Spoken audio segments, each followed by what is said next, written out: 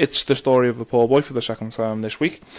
We are now going to be talking about in this episode, which we're recording straight after the last episode. So, we're just working on the basis for City battered Everton. Basically, we worked on that basis last week against Newcastle, Man City, and City lost. So hopefully this week as well that happens. There's no way now. Sorry, it's just not happening.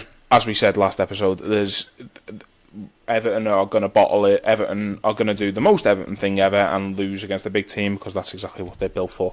But yeah, we're going to be looking towards Bournemouth, where we are assuming Liverpool will be playing from second place for the first time since early December. Yep.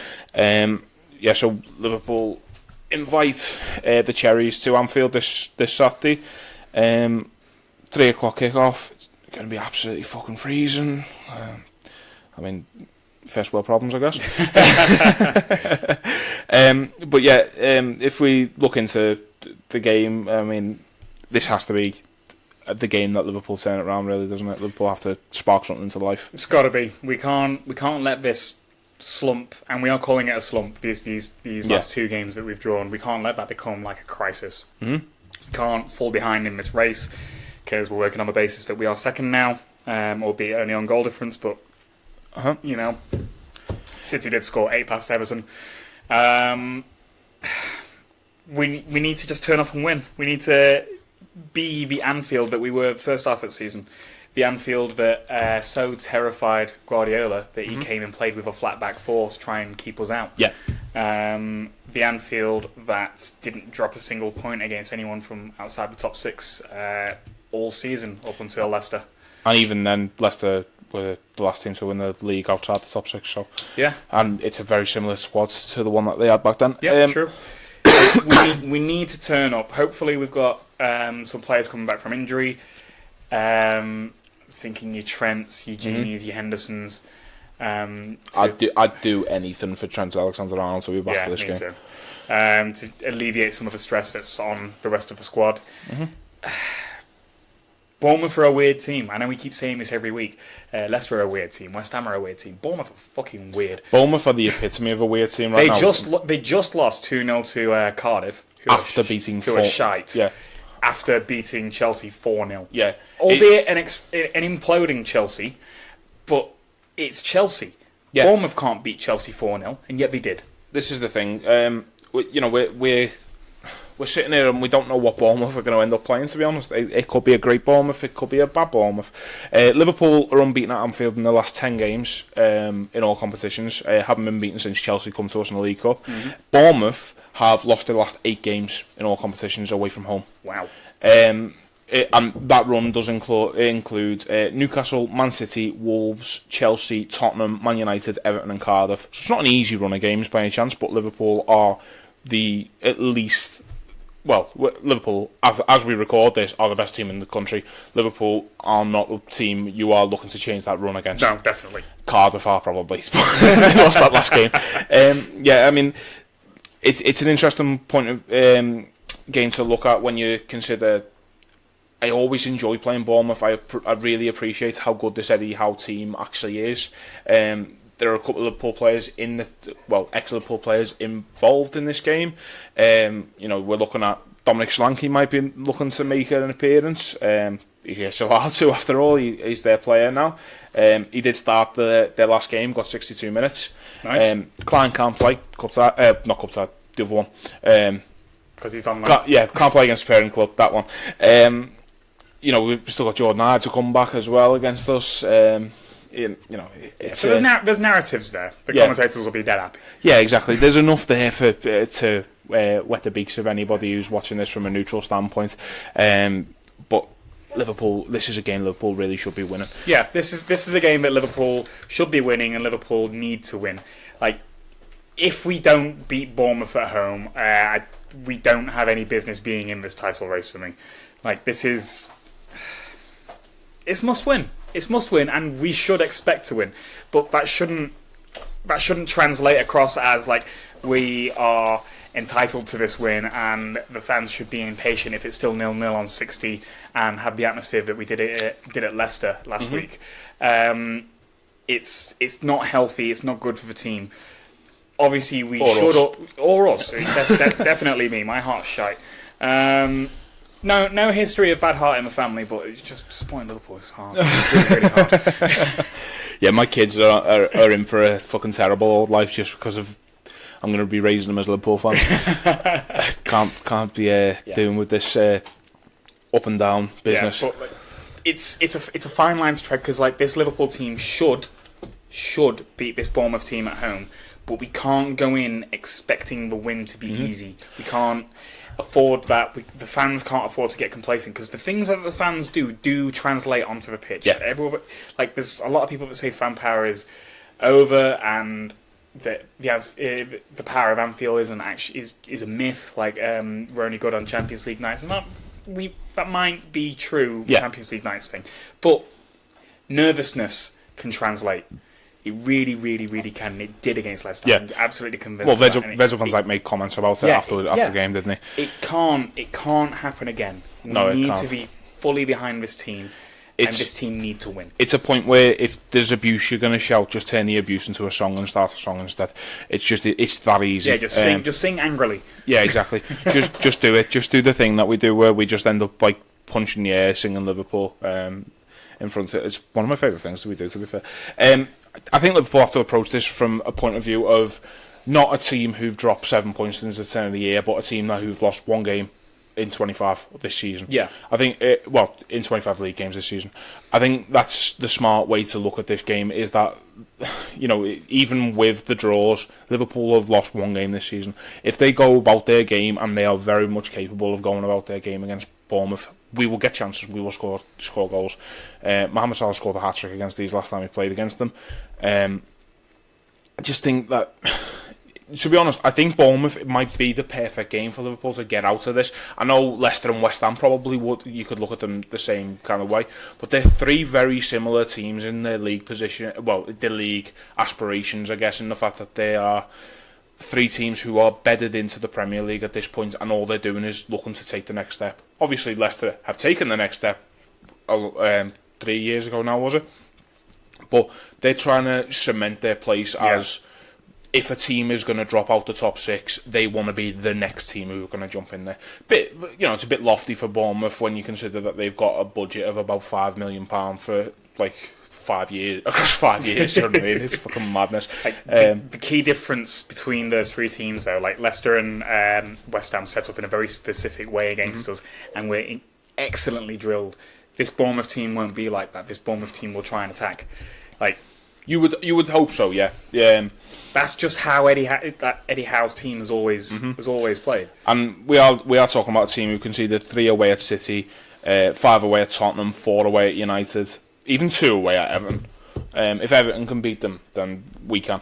Yeah.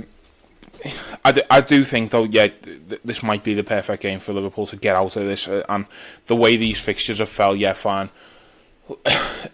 Leicester and West Ham beforehand, but I think you can change those two round, and you probably get the same result in either way you look at it. Whereas this game coming last is perfect to recover from the other 2 games. I think so. I think this is the game where you look at it and you're just like, right, Liverpool can jump on from here. If Liverpool stick 4 past Bournemouth, none of us are asked about anything else, especially if Chelsea get results against Man City as well on Sunday. Talk about that a bit more later. How do you see Liverpool lining up for this game? Obviously, it's a bit up in the air at the moment because we don't know who's fit. Yeah, it depends who's back from injury. I know Trent's very close, so I really, really, really want to say Trent in at right back. Van Dijk and Robertson, Alisson. Not sure on the defender, either Matip or Lovren. Not sure when Lovren's back. Gini and Henderson are apparently fine, so I would quite like to see both of those and Fabinho in. Yeah. And then the front three. I think Keita he's had 2 starts in a row now, and he's not looked up to scratch. Maybe he just needs a bit of fluency, so maybe Klopp might stick with him, but I think we need a bit of a change. If I'm completely honest in this game, I don't see Naby Keita anywhere near the starting lineup. Yeah. I just think there's so many hopes pinned on Naby Keita this season that him faltering seems to be Liverpool's season summed up in a player to a point, you know what I mean? And that's what people are using it as, if that makes sense. Not Liverpool's season as such, but Liverpool's you can use Keita's stumbling start to his career as a metaphor for what Liverpool are going to do this season if you're looking from the outside. Do you know what I mean? And I think taking him out of the firing line is something that needs to be done, because he's growing into games. He is growing into games, and he was much better in the second half. Yeah, much better against West Ham. It's not enough for him to just be a player who comes alive after 70 minutes. He needs to be at it for 90. He was good in the second half, but it does not excuse the first half. Yeah, exactly. He stunk the place out. And similar story against Leicester as well. I mean, against Leicester, towards the end of the game, he's grown into it. He should have a penalty. We managed to get through that entire last episode without talking about any refereeing decisions or anything like that. How good are we? Alright. It's so easy to blame them every week. I guess we're so fucking used to terrible decisions. I mean, now that the Leicester one, there were just some absolutely stupid decisions. Should have been a pen against Keita, and Maguire should have been sent off. But whatever. And we should have had a pen. We should have had a pen from Salah, from Maguire pushing Salah in the face as well. But one of them. But yeah, back to Bournemouth. Naby Keita.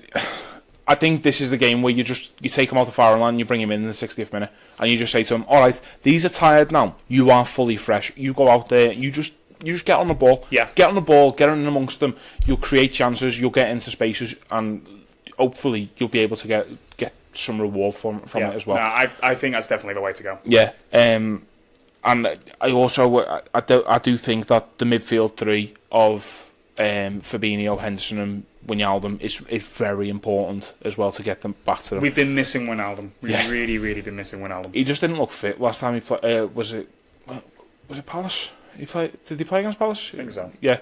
He didn't look. He played against Leicester. He didn't look quite right against Leicester. I don't know whether or not it was just the cold got to him or something like that. I'm looking for any kind of excuse, to be honest. Yeah, it did, to be fair. It was horrible. But yeah, I do see that. Hopefully we can welcome Trent back into the team. I assume we're going to see the big Cameroonian idiot playing centre half again. One of them, I guess.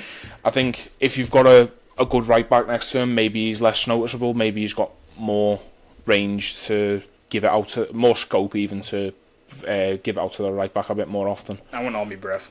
Yeah, I wouldn't hold my breath either. After the fucking slating I gave him last episode. So yeah, it's one of those. Liverpool need this game to go well. I mean, the sheer reason is that if Liverpool were to drop points in this game, and then Man City do manage to beat Chelsea, then Man City are then points clear. Yeah. Do you know what I mean? We aren't talking about then game in hand. Liverpool level with a game in hand. Yeah. We're talking about Liverpool behind with a game in hand, and we can't allow that to happen. Yeah. That is very, very dangerous. And also, we have to look at as well, Man City playing later on the weekend. There's a chance to reclaim the top spot that we have definitely lost because of Everton. So, I'd love to have been wrong about this. I'll have to. Honestly, God, if I'm wrong about this, I'll release an episode this week where I just apologise to Everton fans and I redact most of what I'm saying. Yeah, but Everton fans won't be happy if they've won. Yeah, I know, but I think us appreciating it will wind them up even more. Oh yeah, that's fair. Do you know what I mean? Them knowing they've done us a favour. Hug at them. That's what I mean. If we could literally just be like, thank you so much, we love you, let's not talk about this because it's absolutely not happening. Yeah, it's not happening. I was on about it at work today. I just mentioned I used don't even want to win on Wednesday, and Adam just turned around and said, yeah, I want us to lose. I really want us to lose. I can't get behind that at all. I can't work it out at all. Fucking, it does my head in so much. The idea of being a football fan before a fan of your club, it's never sat well with me because Liverpool fans feel so connected to the club. God, this is why everybody else hates us, isn't it? But Liverpool fans are so connected to that's something that we've always kind of been proud of, and that's always something that has probably made us detestable to everybody else, is that we have this connection with our club that it's Liverpool first before it's anything else. Uh-huh. It's Liverpool winning the League Cup before England winning the World Cup. Do you know what I mean? Definitely, yeah. But it's that kind of attitude, and not a lot of other clubs have that opinion, I don't think, but fucking England don't care. Prediction?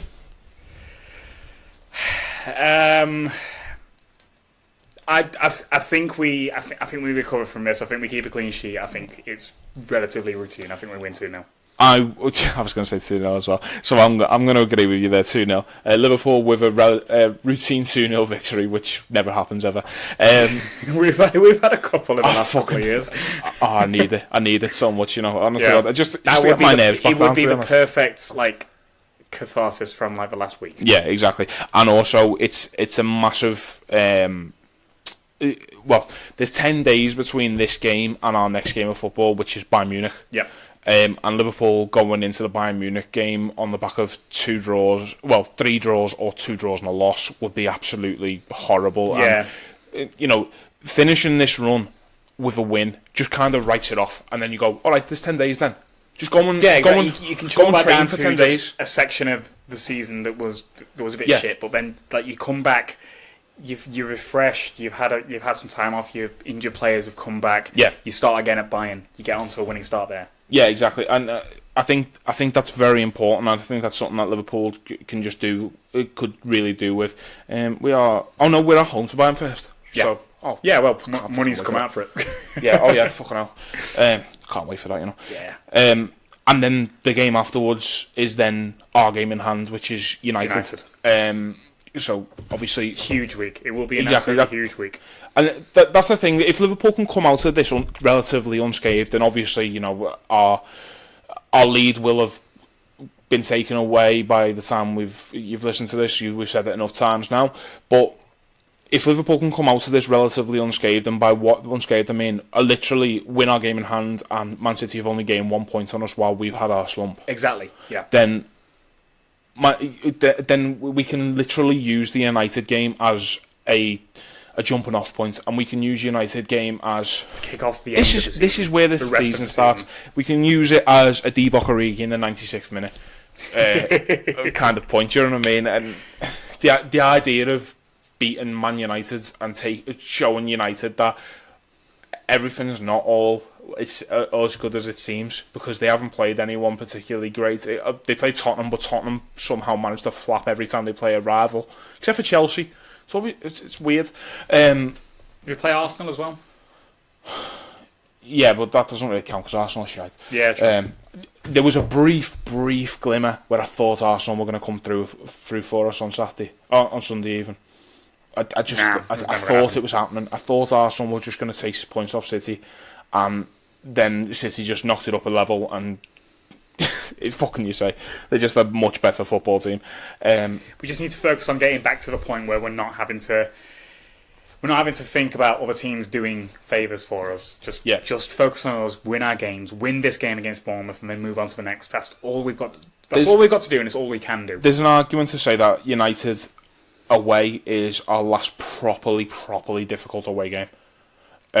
Because we've got... Depends what Chelsea we get. Well, Chelsea at Anfield. Oh, okay, fair enough. Yeah, so, I mean, that's what I mean. Like, our away games after that will be Everton. Yeah. Which, it's a derby. It's always going to be difficult, but we've got a decent record. Oh, God, they're never going to win a derby ever again. Shut up. No, but you know what I mean? It's the kind of game they get up for, isn't it? Then we've got Fulham, these are just the away, sorry. Fulham, Southampton, Cardiff, Newcastle. They are all very winnable games. Very winnable. And obviously you can't take them for granted. I mean, we've seen Man City go to Newcastle, take it for granted, and come away with nothing. Those are the kind of games you can't really take for granted. Playing Cardiff and Newcastle very late on in the season when they're going to be scrapping for points as well, which is... Scrapping for points or already relegated. Or already safe. Yeah, Newcastle could be in a position where they're already safe. Cardiff. In all fairness, I mean, you say that there's actually a scenario this weekend where Newcastle could jump from 15th back down to 18th. Wow. It's just the way it's quite tight down there. So Cardiff are on 22 points, Newcastle, Southampton and Burnley all above them on 24. Wow, okay. So it's quite tight down there, and unless a sizable... We are talking a while away here. Oh, of course, do you know what I mean? Like, a lot can happen between now and then. But, you never know, and hopefully we'll be at a point where Newcastle... I actually want Newcastle to be safe at that point, or relegated. They won't be relegated, but if they're safe at that point, then Liverpool can maybe look at just they're playing a team who might actually just give them a little bit more. Yeah, Rafa can play the under-19s. That'd be nice. Exactly. That'd be lovely. But like what you're saying there is like, there's a lot of football still to be played. Yeah, there is a hell of a lot of football still to be played. 25 games gone. Man City have already lost 4 games. Liverpool Generally, 5 is the amount of games you lose before you say, okay, fine, you're probably not going to win a title. They're only 1 loss away from that. City will lose again. I am really, really confident about this. 13 games. I think United stinks, to be honest. I think United absolutely fucking stinks. City lose again. City drop points again. If we just focus on our games, like the games that we've dropped points in haven't been being tactically outdone. It's external factors. It is us being injured. It's our personnel not being suited to the style. Like, yeah, maybe tactically our free kicks defending hasn't been great, but like we haven't lost to Newcastle, we haven't lost to Leicester, we haven't lost to Crystal Palace. Yeah. Like this City team, they may be the greatest team that have ever walked on God's green earth, but they have lost 4 times this season. We have not. I can't overstate how important it is to remember that they're killable. God bleeds. Like, they are mortal. We are closer to being immortal than they are. We really, really are. And we just need to get over. We just need to get over this slump and get back to winning our games and get back to concentrating on our own games. I definitely agree. Yeah. This is pretty much a pep talk to myself, to be honest. No, that's fair. I think I think Liverpool need to come at this from a position of the underdog still, to be honest. I think the idea of Liverpool... You've said there that Liverpool are closer to being immortal than Man City are, and I don't really see that. Liverpool... Man City have had injuries this season, and Man City have come unstuck at a certain point. But at the end of the day, if Aguero goes off injured against Everton this weekend, who are they starting up front this week against Chelsea? Gabriel Jesus. If Sterling gets injured, they're starting Leroy Sané. Or if neither of them can play, they're starting Riyad Mahrez instead. Liverpool are literally 1 injury away from Divock Origi starting against Bayern Munich. Do you know what I mean? And, I understand that. And like, whilst we sat here at the start of the season and praised the squad depth and stuff like that, you have to take into account that our squad depth, if the players who were making up the squad depth were all in their prime, yeah, I'd definitely agree. But we have to face facts now. We're seeing that Daniel Sturridge just hasn't got the legs anymore. You saw it when he came on against Leicester, and what just wasn't great. Lallana just, he played quite well against West Ham. It looked all right when he came on against Leicester as well, to be fair. But we've both kind of had enough of Adam Lallana. This team has overtaken Adam Lallana while he's been sidelined. Exactly. And win the Premier League or not, this summer Liverpool have a massive transfer window where we will see what FSG are made of more than ever, to be honest, because Liverpool have to kick on and build on what they've got already. Yeah. And there can't be any outgoings this summer other than the ones who we know are nailed on. So your Daniel Sturridge's, your Alberto Moreno's, probably your Adam Lallana's. Your Simon Mignolet's, please. Your Simon Mignolet's.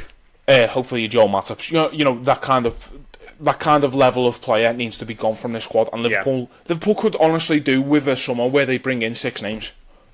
And we just go, right, okay, well, we're bringing in 6 new lads for this position. Doesn't really happen anymore in football, to be honest. You very rarely have top clubs having a complete rebuild over one summer. Do you know what I mean?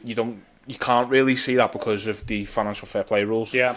But if Liverpool are smart about this summer, bring in intelligent names, like, for example, why can't Liverpool bring in Nathan Ake this summer? We're playing Bournemouth this weekend. Why can't Liverpool bring in Nathan Ake? He would be a better third choice centre half than Joe Mata. Definitely. Or fourth choice centre half than Joe Mata, wherever you put him in the pecking order. Why can't Liverpool aspire to that? Why can't we look at Diop from West Ham, who played very well last night at centre half, and he can come in instead? We don't have to. We will be shopping at the top table. Definitely, like that's the kind of level Liverpool are at now, where the better you get, the harder it is to recruit.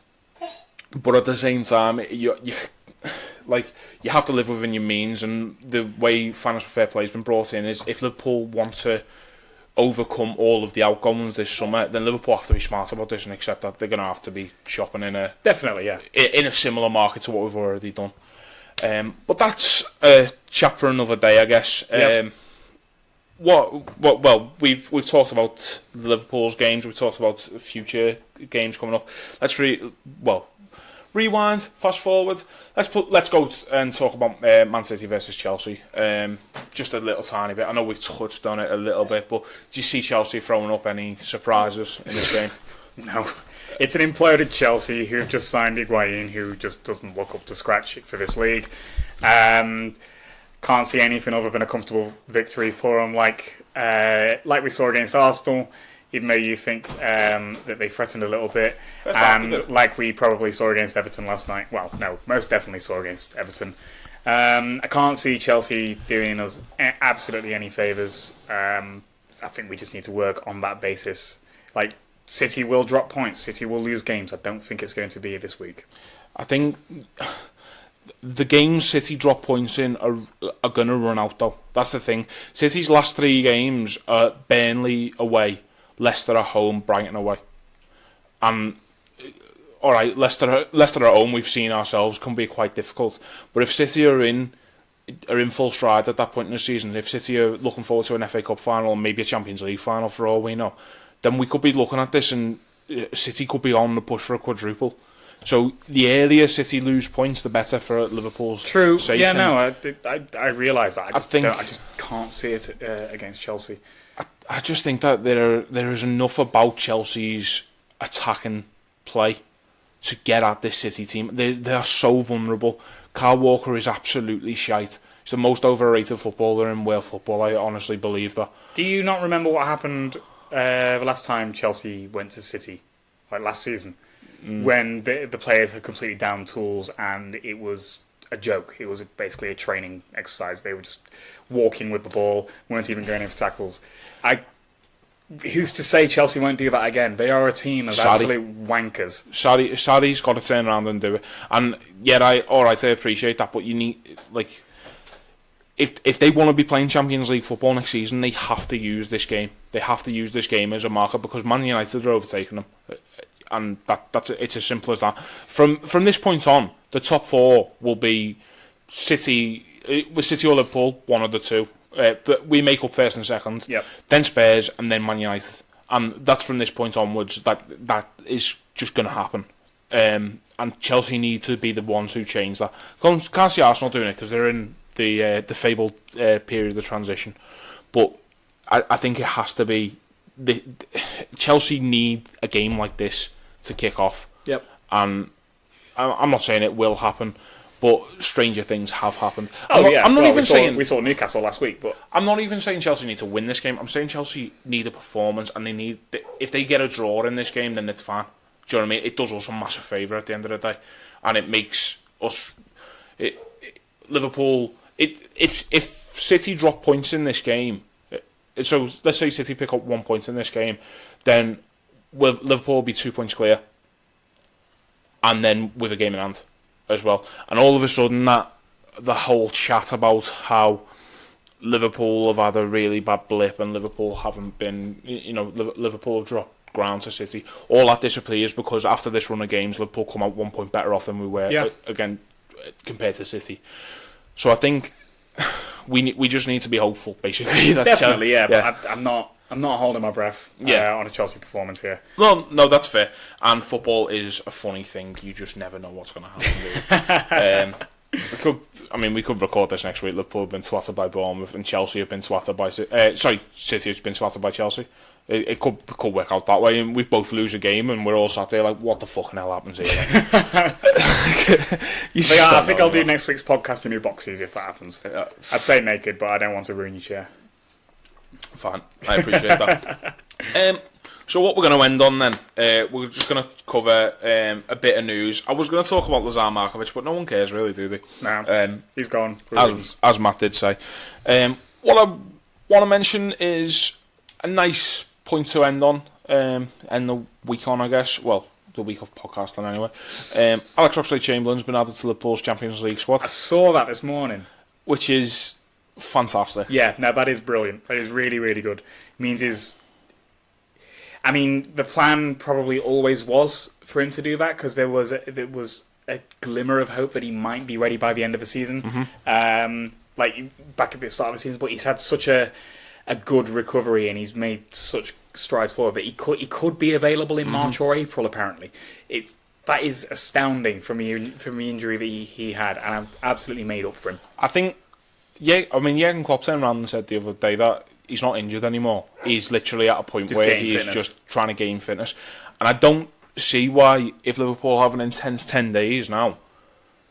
Not now. After Bournemouth, Liverpool have an intense 10 days. I don't see why you couldn't see certain Alex Oxlade-Chamberlain on the bench against Bayern Munich. That would be amazing. That would be really amazing. I'm not expecting them to be starting games, but that'd be lovely. And that would be just a kind of morale boost that the squad need. After the last week, to see Oxlade-Chamberlain on the bench again, to look there and see that he's okay, he's better, he can play a part again, it would be absolutely massive, because he was so important in the running last season for the Champions League final. So important. And if they can look on the bench or look to the starting lineup and see that he's there, they can think, okay, right, this is it. This is where we kick on now. I think it's absolutely huge. It's another option as well, which is something Liverpool were desperately craving the last 2 games. And he's the right kind of option that we need. We need someone to be able to drive direct from midfield. We were hoping Naby Keita was going to be that, but he's not up to scratch yet. I am convinced he will come good. I'm getting nervous, but I'm convinced. But Oxlade-Chamberlain is the kind of player that we need, especially when teams are going to start just coming and setting up with a low block like Leicester and West Ham did. We need a player like Oxlade-Chamberlain, and it's going to be so good when he's back. The fucking irony, honest to God, when we signed Oxlade-Chamberlain, no one was asked. I was. I was made up. I was happy to wear it in England. I did say at the time, if you get an England international for 35 million quid, then you're doing something right in this market, because it's difficult to do that. They all go for so much money, but I just think it's mad how you can be, as a fan base, a lot of people were very, very wrong, myself included, about Oxlade-Chamberlain once he'd been here for about 3 weeks, I think. And he is kind of, his legacy of how well he did last season is actually the reason people are still willing to believe in Naby Keita rather than writing him off at this point in time. Which is nice, obviously. I'm not for 1 minute suggesting that you should write off Naby Keita. If you're still hopeful about Naby Keita, that is fantastic. I am, but I'm bordering on the... Well, you heard me before. I think there's a time and a very, very good comment I saw from a couple of friends of mine yesterday on Twitter was, this is not the time nor the place for Naby Keita. Liverpool can't afford to be having this experiment in the middle of a title run and trying to mash a jigsaw piece that doesn't quite fit into a wrong hole at the moment, which is what it kind of feels like. But if you apply enough force, it'll eventually go in. So, phrasing. Nice. Didn't mean it. Didn't mean it like that. I was honestly talking about jigsaws. I promise. I was talking about jigsaws. I think we should end on that note. Yeah, I think we should, shouldn't we?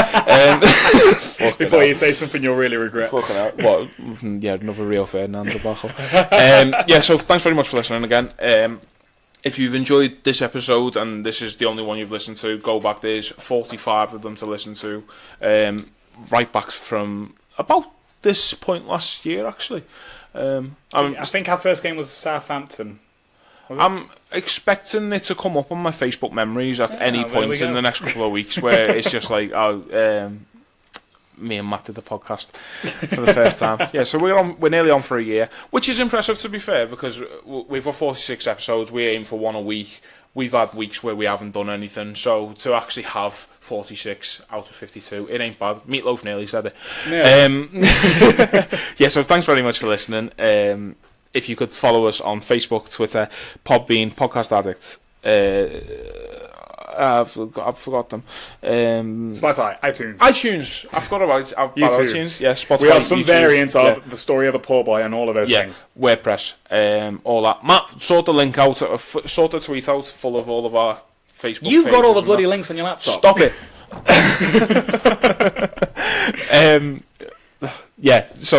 Do that.